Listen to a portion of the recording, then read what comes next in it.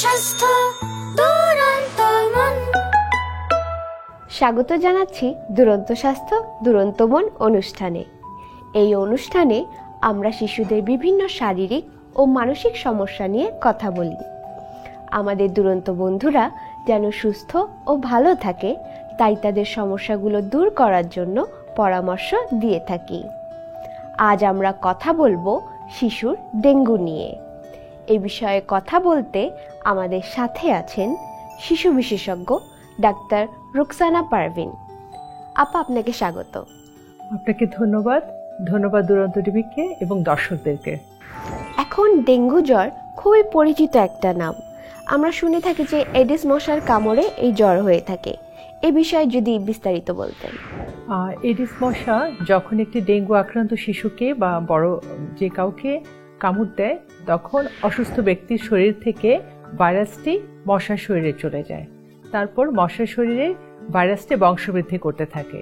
একটা নির্দিষ্ট সময়ের পর ওই আক্রান্ত মশাটি যদি কোনো সুস্থ মানুষকে কামড় দেয়, তখন তার শরীর থেকে ভাইরাসটি সেই সুস্থ মানুষের শরীরে চলে যায় এবং ডেঙ্গু জ্বর অসুখটির লক্ষণ প্রকাশ পায়।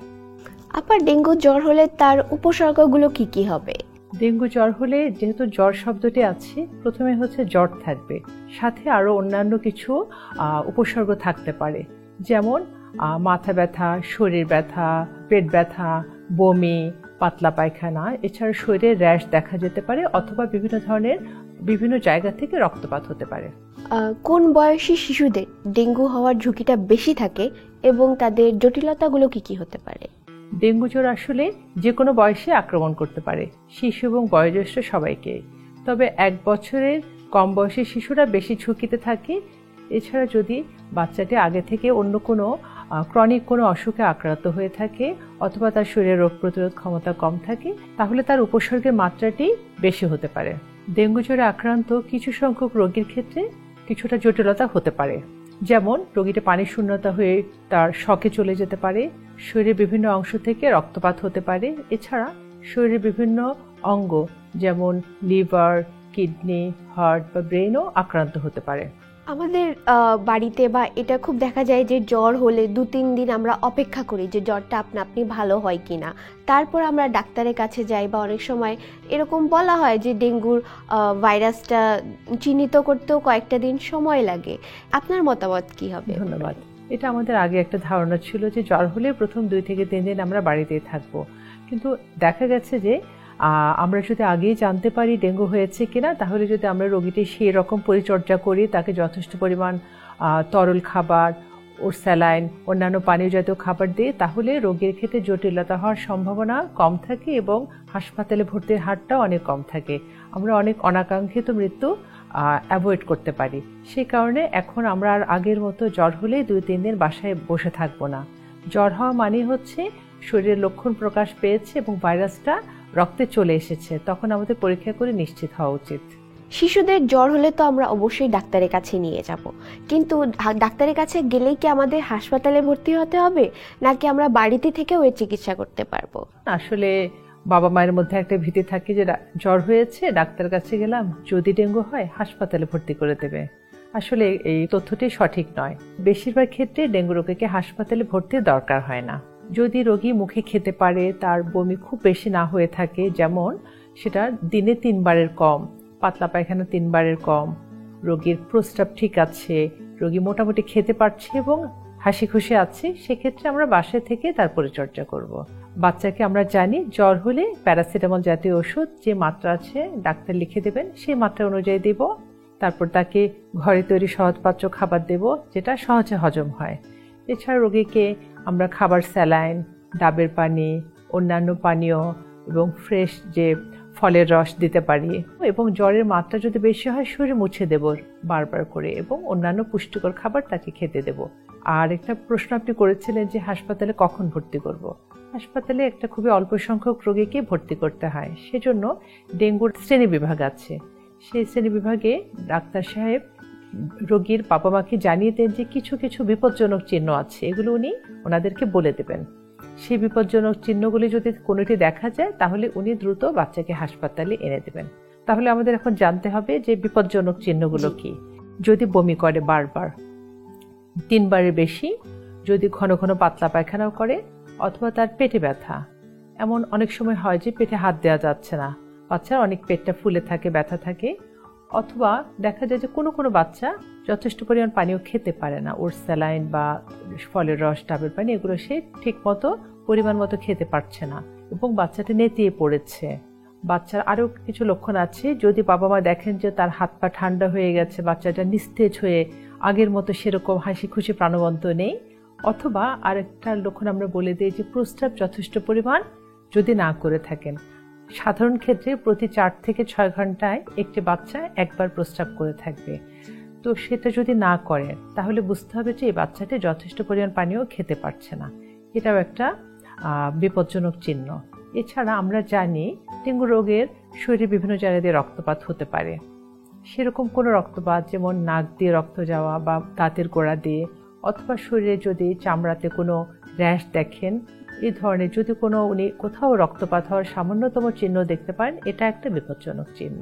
এগুলো আমরা বাবা মাকে আগেই বলে দিয়েছি এই লক্ষণগুলো। তবে আগে থেকে ডেঙ্গু ডায়াগনোসিস হওয়ার পর যদি আমরা বাচ্চাকে পর্যাপ্ত পরিমাণে বাচ্চার পরিচর্যা করি, তার খাবারের দিকে খেয়াল রাখি, ওয়ার্নিং সাইনগুলোর দিকে খেয়াল রাখি, তাহলে বেশিরভাগ ক্ষেত্রে শতকরা 80 থেকে 90% ক্ষেত্রে বাচ্চাকে হাসপাতালে ভর্তি করার দরকার হয় না। কাজেই এই ভিতরে আমাদের থাকা দরকার নয় যে ডেঙ্গু হলে হাসপাতালে ভর্তি করতে হবে। আচ্ছা আপা, বাড়ির বড়রা যদি কেউ ডেঙ্গুতে আক্রান্ত হয়, তা থেকে কি শিশুদের আক্রান্ত হওয়ার কোনো সম্ভাবনা থাকে? আমরা জানি যে ডেঙ্গু রোগীর উৎসই হচ্ছে একজন অসুস্থ ব্যক্তি যিনি ডেঙ্গু আক্রান্ত, কারণ তার শরীরে রক্তে সেই ডেঙ্গু ভাইরাসটি আছে। এখন এই অসুস্থ ব্যক্তিকে যদি একটি ডেঙ্গু মশা কামড় দেয়, যেটা আমরা জানি এডিস ইজিপ্টি নামক ফিমেল মশা, তো ব্যক্তিকে কামড় দিয়ে যদি সুস্থ কোনো বাচ্চাকে কামড় দেয়, তাহলে ডেঙ্গু ভাইরাসটি অসুস্থ শরীর থেকে সুস্থ বাচ্চাটি বা অন্য কোনো মানুষের শরীরে চলে যেতে পারে। এই কারণে আমাদের উচিত হবে অসুস্থ ব্যক্তিকে একটু আলাদা করে রাখা। যেমন আমরা ওনাকে মশারিতে রাখতে পারি যাতে কোনোভাবেই ওনাকে মশা কামড় দিতে না পারে। এছাড়া আমরা মশার ওষুধ স্প্রে ইউজ করতে পারি। এবং ওই ছোট বাচ্চা যদি ওই বাসায় থেকে থাকে, তাদের ক্ষেত্রে আমরা বিশেষ কিছু ব্যবস্থা নেওয়া যেতে পারে। যেমন বাচ্চাদেরকে আমরা মোজা পরাতে পারি বা ফুল স্লিভ প্যান্ট বা জামা পরাতে পারি এবং কিছুটা দূরে রাখতে পারি। কোনোভাবেই যদি মশা আক্রান্ত ব্যক্তি থেকে সুস্থ মানুষকে কামড় না দেয়, তাহলে এটা কিন্তু খুবই একটা ভালো উপায় ডেঙ্গু প্রতিরোধ করার। এই মশা কি সারাদিনই কামড়ায় না কোনো বিশেষ সময়ে এসে এটার প্রাদুর্ভাবটা বেশি থাকে দিনে? আগে যেমন বলা হতো যে ডেঙ্গু মশা শুধুমাত্র দিনের বেলায় কামড়ায়, কিন্তু এখন দেখা যায় যে ডেঙ্গু মশা দিনে রাতে সবসময় কামড়াতে পারে। কাজে আমরা শুধুমাত্র দিনে প্রতিরোধ ব্যবস্থা নিব বাট রাতে নিব না, এটা আমাদের জন্য ঠিক হবে না। যেহেতু অসুখটির অনেক জটিলতা রয়েছে এবং হাসপাতালে ভর্তি এমনকি মৃত্যুর ঝুঁকি আছে, আমাদেরকে সর্বোচ্চ চেষ্টা করতে হবে এই মশা থেকে বাঁচার। দিনে রাতে সবসময় আমরা নিজেদেরকে মশা থেকে দূরে রাখবো। আমরা দেখি যে যখনই কোনো শিশু বা কোনো ব্যক্তি ডেঙ্গুতে পজিটিভ আসে, তখনই তার অভিভাবকরা রক্ত জোগাড় করতে ব্যস্ত হয়ে পড়ে। আসলে তাই, একটা ভীতি আছে ডেঙ্গু হলেই রক্ত লাগবে অথবা প্লেটলেট লাগবে, কিন্তু আমাদের অভিজ্ঞতা থেকে দেখা গেছে যে ডেঙ্গু রোগীর ক্ষেত্রে বর্তমানে রক্ত অথবা প্লেটলেট ট্রান্সফিউশন খুবই কম ক্ষেত্রে দেওয়া হয়। বেশিরভাগ ক্ষেত্রে আমরা স্যালাইনের মাধ্যমে এবং অন্যান্য রোগের পরিচর্যার মাধ্যমে রোগীকে ভালো করে তোলা যায়। কাজে ডেঙ্গু হলে রক্ত দিতে হবে অথবা প্লেটলেট দিতে হবে, এটা ধারণাটি একদমই সঠিক নয়। আপনি প্ল্যাটিলেটের কথা বললেন, এই প্ল্যাটিলেটের স্বাভাবিক মাত্রা কত বা কত থেকে কম হলে আমরা সেটাকে তার জটিলতা হতে পারে বলে আমরা মনে করব? আমরা স্বাভাবিক মাত্রা প্ল্যাটিলেটের 1.5 লাখ থেকে 4.5 লাখ। আমরা 1 লাখের নিচে গেলে একটু অ্যালার্ট হব।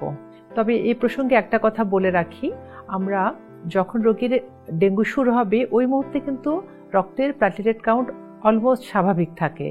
যতই দিন যায়, যেমন রোগীর জ্বরের 5ম বা 6ষ্ঠ দিনে, অথবা আরেকটা জিনিস বলতে পারি, রোগীর কিন্তু জ্বর একসময় ভালো হয়ে যায়।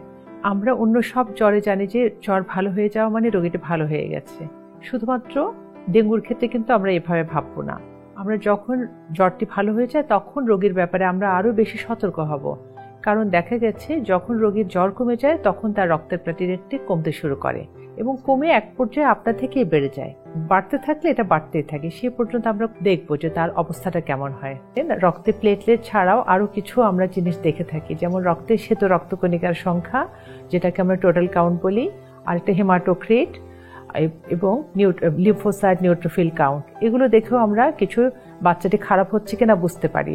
তবে আমি একটা কথা আপনার মাধ্যমে দর্শকদেরকে বলতে চাই, ডেঙ্গু রোগীর ক্ষেত্রে প্লেটলেট কমে রক্তপাত হয়ে রোগীর যে জটিলতা তৈরি হওয়ার চেয়েও ডেঙ্গু শক সিনড্রোমের মাধ্যমে রোগী খারাপ হওয়ার সম্ভাবনা বেশি। ডেঙ্গু শক সিনড্রোম হচ্ছে রোগীর, এখানে প্লাজমা লিকেজ একটা শব্দটা হয়তো প্রচলিত হয়ে গেছে ইতিমধ্যে। প্লাজমা লিকেজের মাধ্যমে শরীরের যে আমাদের জানি যে আমাদের রক্তনালীর মধ্যে রক্তটা থাকে, এই রক্তনালী থেকে রক্তের একটা জলীয় অংশ আছে এবং আর কিছু আছে সেল। জলীয় অংশ যেটা পানি, সেটা দেখা গেছে যে শরীরের রক্তনালী থেকে এটা বাইরে চলে যাচ্ছে, এতে করে শরীরের রক্ত প্রবাহটা কমে যায়। এই প্রবাহটা একটা নির্দিষ্ট মাত্রায় কমে গেলে শক সিনড্রোম ডেভেলপ করে এবং শরীরে বিভিন্ন জায়গাতে পানি জমতে থাকে, যেমন ফুসফুসে, পেটে পানি জমতে থাকে, তখন বাচ্চাটির শ্বাসকষ্ট হয়। কাজেই আমরা এটা মনে রাখতে হবে যে ডেঙ্গুতে প্লেটলেট কমাচ্ছেও এই যে ডেঙ্গু শক সিনড্রোমের জটিলতা, যেটাতে বাচ্চার রক্ত প্রবাহ কমে যায়, হাত পা ঠান্ডা হয়ে যায়, ব্লাড প্রেশার খুবই কমে যায়, বা অনেক সময় ব্লাড প্রেশারটি আমরা মাপতে পারি না, খুঁজে পাই না। সেসব ক্ষেত্রে বিভিন্ন অঙ্গ সমস্যা হওয়ার সম্ভাবনা থাকে, লিভার, কিডনি, হার্ট, ব্রেন। এই ডেঙ্গু শক সিনড্রোমটা বেশি বিপজ্জনক প্লেটলেট কমে যাচ্ছে। কাজে আমরা যথাযথ সময় যদি আমরা ব্যবস্থা নিই, আমরা এই ডেঙ্গু শক সিনড্রোমটাকে প্রতিরোধ করতে পারি। আমরা অনেক সময় বাড়িতে দেখি যে কেউ ডেঙ্গুতে আক্রান্ত হলে তাকে পেঁপে পাতার রস খাওয়ানো হয়, যে যাতে তার প্ল্যাটেলেট কাউন্টটা বেড়ে যায়। এটা কি আদৌ যুক্তিযুক্ত? এটা বেশ কিছু বছর ধরে দেখা যাচ্ছে। পেঁপে পাতার রসটা নিয়ে বিভিন্ন স্টাডি হয়েছে, দেখা গেছে যে কেউ কেউ উপকার পেয়েছেন, কিন্তু আমরা বাস্তব ক্ষেত্রে আমরা দিয়ে দেখেছি যে পেঁপে পাতা বা পাকা পেঁপে খেয়ে সেরকম সিগনিফিক্যান্ট কোনো ইমপ্রুভমেন্ট আমরা প্লেটলেটে দেখিনি। আমরা অনেক সময় দেখি যে শিশুদের যখন ডেঙ্গু বা জ্বর হয় তাদের খেতে চায় না, খাবারে একটা অনীহা থাকে। এক্ষেত্রে তাদের খাবারে কোন কোন খাবারগুলো বেশি দেওয়া উচিত? ডেঙ্গু জ্বরের ক্ষেত্রে জ্বরের মাত্রা অনেক সময় ভ্যারি করে, কারো কারো ক্ষেত্রে অল্প জ্বর, কারো কারো ক্ষেত্রে প্রচণ্ড জ্বর হয়ে থাকে। আমরা দেখেছি যে 104-5, যেটাকে আমরা হাইপারপাইরেক্সিয়া বলি, সেটা হতে পারে। সেক্ষেত্রে বাবা মাকে জ্বর আসলে তো অবশ্যই জ্বরের ওষুধ খাওয়াবে, তবে সেটা নির্দিষ্ট মাত্রায় খাওয়াতে হবে। চিকিৎসক যেই ডোজে বলেছে সেই ডোজেই, এবং সাধারণত আমরা 3 থেকে 4 বারের বেশি প্যারাসিটামল খেতে বলি না। প্রয়োজনে উনি মুখে বা পায়খানার রাস্তায় ওষুধটা ব্যবহার করবেন। এক্ষেত্রে আরেকটা ইম্পর্টেন্ট, কোনো ব্যথানাশক ওষুধ বা এমন কোনো ওষুধ যেটা আইবুপ্রোফেন বা অন্যান্য যেটা ব্যথানাশক ওষুধ যেগুলোতে দ্রুত জ্বর কমে যায়, খুব দ্রুত প্যারাসিটামল হচ্ছে, কিন্তু সেগুলো বাচ্চাটির রক্তপাত বাড়াতে পারে বা অন্যান্য সমস্যা করতে পারে, সেগুলো খাওয়াতে মানা করে দেই এবং শরীর মুছে দিতে বলি বারবার। অনেক সময় দেখা গেছে যে বাবা মারা উদ্বিগ্ন হয়ে যান যে বাচ্চাটি জ্বর কমছে না, আমি প্যারাসিটামল দিয়েছি 6 ঘন্টা পর পর। সেক্ষেত্রে আমরা বলি তাকে কুসুম গরম পানি দিয়ে শরীরে যে অংশগুলো অনেক গরম থাকে বারবার মুছে দেওয়ার জন্য, যেটাকে আমরা বলি টেপিড স্পঞ্জিং, এবং একই সাথে তাকে পানীয় জাতীয় খাবার, ওর স্যালাইন, ডাবের পানি এগুলো খাওয়াতে বলে তার হাইড্রেশন ঠিক রাখার জন্য। তবে 1 বছর কম বয়সী বাচ্চাদের ক্ষেত্রে কিছুটা সমস্যা হতে পারে, যেহেতু এই বয়সে বাচ্চারা অনেক সময় খেতে চায় না। আরেকটা কথা বলি, বাচ্চা যখন জ্বরটা কমে যায় ওই সময় বাচ্চাটা কিছুটা ভালো ফিল করে। বাচ্চাকে আমরা যখন খাওয়াবো ফ্লুইড জাতীয় খাবার বা পুষ্টিকর খাবারটা ওই সময়টাতে খাওয়ালে ভালো হয়। কারণ খেয়াল করবেন যে একটি বাচ্চা 104 ডিগ্রি 5 ডিগ্রি জ্বর, এখন যদি আমি তাকে ওর স্যালাইন অফার করি, এখন সে খাবে না। আমরা আগে জ্বরটা কমাবো এবং যখন সে জ্বরটা নেমে যাবে ওই মুহূর্তে আমরা তাকে পুষ্টিকর খাবার, ওর স্যালাইন এগুলো অফার করব, যাতে তার শরীরটা ভালো থাকে। তার মানে হচ্ছে প্যারাসিটামল বাদে অন্য কোনো ব্যথানাশক বা জ্বর কমার জন্য অতিরিক্ত পাওয়ারফুল এই ওষুধগুলো খাওয়ানো উচিত না। জি, অবশ্যই না। কিন্তু আমরা অনেক সময় দেখি যে জ্বর হলে বিভিন্ন রকম অ্যান্টিবায়োটিক কিনে এনে খাওয়ানো হয়, তো ডেঙ্গু জ্বরের ক্ষেত্রেও কি সেরকম করা যায়? ডেঙ্গু তো আমরা সবাই জেনে গেছি এটা ভাইরাস জনিত রোগ। তো ভাইরাসের ক্ষেত্রে অ্যান্টিবায়োটিকের রোল নেই। অ্যান্টিবায়োটিক দেবো আমরা যখন ব্যাকটেরিয়া জনিত অসুখ আমরা সন্দেহ করব অথবা প্রমাণিত হয়, সেক্ষেত্রে আমরা অ্যান্টিবায়োটিক দিয়ে থাকি। তো ডেঙ্গু জ্বর যদি হয়ে যায় সেক্ষেত্রে এখানে তো অ্যান্টিবায়োটিকের কোনো রোলই নেই। তবে এক্ষেত্রে একটা কথা আমি বলতে চাই, অনেক সময় ইদানিং দেখা যাচ্ছে যে ডেঙ্গু রোগের সাথে অন্যান্য অসুখের কো-ইনফেকশন হতে পারে। এটা খুবই একটা গুরুত্বপূর্ণ বিষয়, কারণ বাবা মারা ইতিমধ্যে মোটামুটি সচেতন হয়ে গেছেন যে ডেঙ্গু জ্বরে অ্যান্টিবায়োটিক খাওয়ানোর দরকার নেই। কিন্তু কিছু কিছু ক্ষেত্রে আমি বলতে চাই যে ডেঙ্গু রোগের সাথে আমরা দেখি যে হাসপাতালে ভর্তি রোগী জ্বর কমছে না, তার টাইফয়েড থাকতে পারে একই সাথে, অথবা তার ইউরিনে ইনফেকশন থাকতে পারে, ডেঙ্গু আছে এবং একই সাথে তার টাইফয়েড হয়েছে, অথবা একই সাথে তার ইউরিনে ইনফেকশন হয়েছে, অথবা কমনলি নিউমোনিয়া, সেক্ষেত্রে অ্যান্টিবায়োটিক লাগতে পারে। এটা হচ্ছে বিশেষজ্ঞ চিকিৎসক উনি নিজে সিদ্ধান্ত নেবেন। অর্থাৎ জ্বর হলেই যে অ্যান্টিবায়োটিক খাওয়াতে হবে এই ধারণাটা ভুল। আমাদের আগে চিকিৎসকের পরামর্শ নিতে হবে এবং তিনি যা বলেন সেই অনুযায়ী ওষুধপত্র খাওয়াতে হবে। জি, এবং আমি এটা দেখে খুবই ভালো লাগছে যে ইদানিং বাবা মারা পেপার বা বিভিন্ন মিডিয়া থেকে জানতে পেরেছেন যে ডেঙ্গু রোগে অ্যান্টিবায়োটিকের রোল নেই। এটা আমরা দেখতে পাচ্ছি, এটা একটা খুবই ভালো একটা লক্ষণ মনে হচ্ছে। ডেঙ্গুর মতো ভয়াবহ রোগ যেন আমাদের শিশুদের না হয়, সেক্ষেত্রে বাবা মায়েদের করণীয় কি হতে পারে? অত্যন্ত গুরুত্বপূর্ণ একটি প্রশ্ন করেছেন। আমরা জানি যে prevention is better then cure. আমরা বাচ্চাটিকে যাতে এই এডিস মশার কামড় থেকে বাঁচাতে চাই, সেক্ষেত্রে আমাদের বাসাকে মশামুক্ত করতে হবে, বাসায় যাতে মশা জন্মগ্রহণ করতে না পারে।